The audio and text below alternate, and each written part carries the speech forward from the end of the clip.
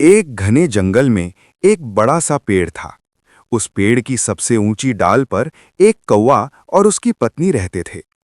दोनों बहुत खुश थे और जल्द ही उनके घर नन्हे अंडे आने वाले थे। लेकिन उसी पेड़ की जड़ में एक खतरनाक काला सांप रहता था। वो बहुत चालाक और क्रूर था।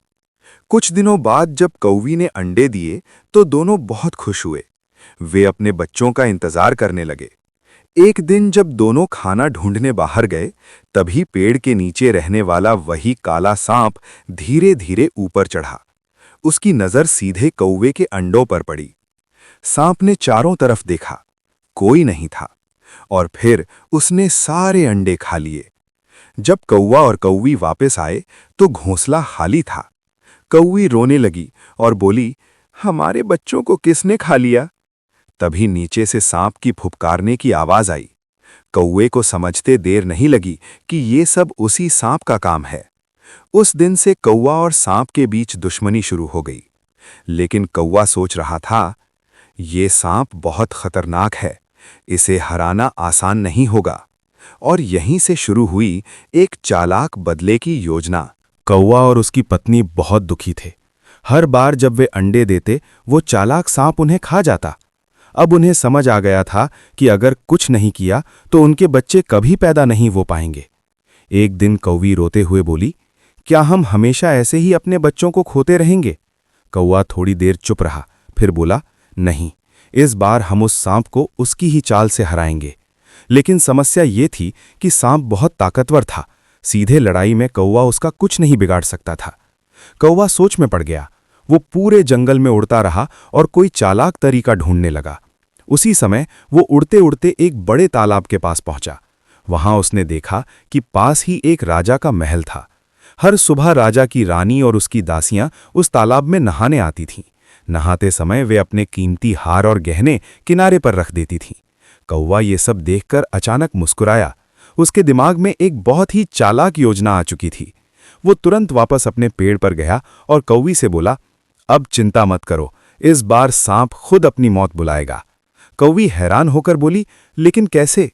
कौवा बोला, कल सुबह सब पता चल जाएगा। और अगले दिन सुबह कौवा उड़कर सीधे रानी के गहनों के पास पहुंच गया। लेकिन कौवा रानी का हार क्यों चुराने वाला था और इससे सांप की मौत कैसे होगी? अगली सुबह जैसे ही रानी और उसकी दासियां तालाब में नहाने लगीं, उन्होंने अपने कीमती गहने और सोने का हार किनारे पर रख दिए। उसी समय पेड़ पर बैठा कौवा मौका देख रहा था।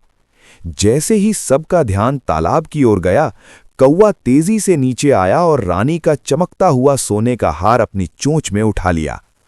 दासियों ने जैसे ही देखा, वे जोर से चिल्लाईं, अरे, कौवा रानी का हार लेकर भाग रहा है। तुरंत महल के सैनिक कौवे के पीछे दौड़ पड़े। लेकिन कौवा तो बहुत चालाक था। वो उड़ता हुआ सीधे अपने पेड़ की तरफ गया, जहां नीचे वही खतरनाक सांप का बिल था। सैनिक भी उसके पीछे पीछे दौड़ रहे थे। कौवे ने ठीक सांप के बिल के ऊपर उड़कर रानी का हार सीधे उसी बिल ने गिरा दिया। सैनिक वहां पहुंच गए। उन्होंने देखा कि रानी का कीमती हार सांप के बिल के अंदर पड़ा है। एक सैनिक बोला, जल्दी खोदो, हार अंदर है।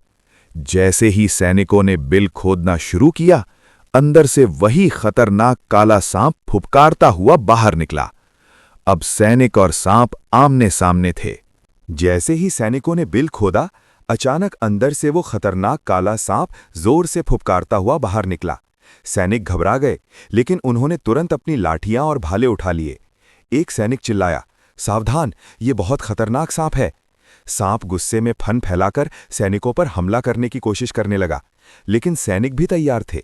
कुछ ही पल में एक सैनिक ने जोर से लाठी मारी, फिर दूसरे सैनिक ने भी वार किया।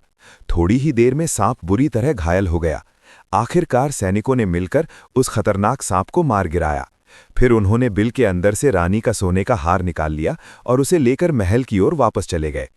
पेड़ के ऊपर बैठा कौवा और उसकी पत्नी ये सब देख रहे थे। कौवी खुश होकर बोली, तुम्हारी चालाकी ने हमें उस दुश्मन से हमेशा के लिए बचा लिया। कौवा मुस्कुराया और बोला, कभी कभी ताकत से नहीं, अक्ल से जीत मिलती है। अब उनका सबसे बड़ा दुश्मन हमेशा के लिए खत्म हो चुका था। लेकिन कहानी अभी पूरी नहीं हुई। आगे क्या हुआ?